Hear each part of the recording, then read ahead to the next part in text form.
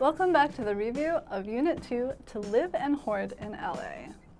So in the preview, I told you about this house in LA's Koreatown, where a 90-year-old woman and her son live and have been accumulating massive amounts of stuff in their front yard and backyard and inside their house for, I think, 10 years or more. And the neighbors are beginning to complain, both because it's an eyesore and unattractive to look at, but also because it's attracting rats and cockroaches and other things that can be health hazards. And it's just a generally dangerous situation. Eyesore. Eyesore. So for example, if there happened to be a fire, I'm sure there's multiple things in that yard that are flammable. And if any of them did happen to catch on fire, then not only would the fire spread to everything, but also it's blocking the entrance to the house. So first responders wouldn't be able to get into the house to help the woman and her son, and they wouldn't be able to get out of the house. Right. So it's a safety problem, a health problem, and just a generally unattractive house. First responder. First responder. So the city has agreed to help this woman out and her son, and they are going to send people to clean up the house, thankfully, and the woman and her son have also agreed to let them help, which is often a problem in these situations, that people just don't want to let go of their stuff that they have so carefully accumulated over the years.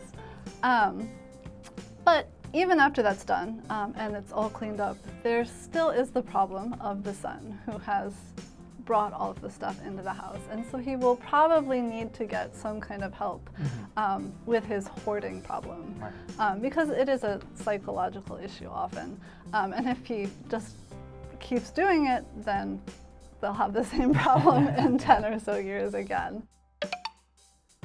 Hoarding. Hoarding. So have you ever had difficulty throwing anything away?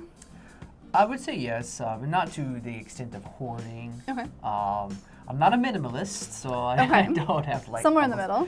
Somewhere in the middle, a balance. But I, for one example, running shoes, I have 12 pairs to be precise. It's a lot. It's a lot.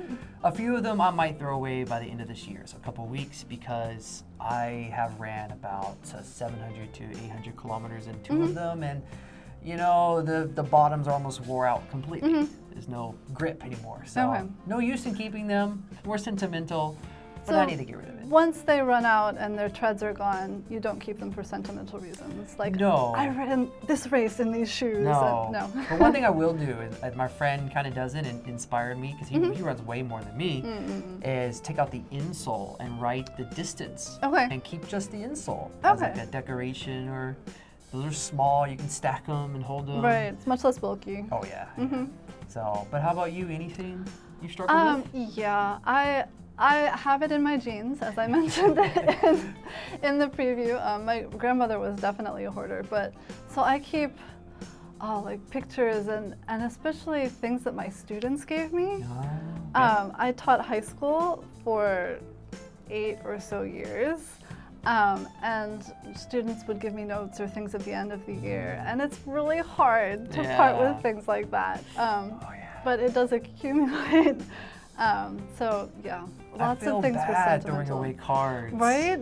Oh, Christmas cards and. Yeah. Now I mostly feel bad for the cards people write something in. Right. Maybe I'm more callous, but I've always thrown away just the photo Christmas cards. If no one writes anything, I just throw it away. Like if they write a message or something, I have a hard time throwing that away. Right. So I understand. It's very difficult. Yes. Okay. And that's all for Unit 2, To Live and Hoard in LA. We'll see you in the next video.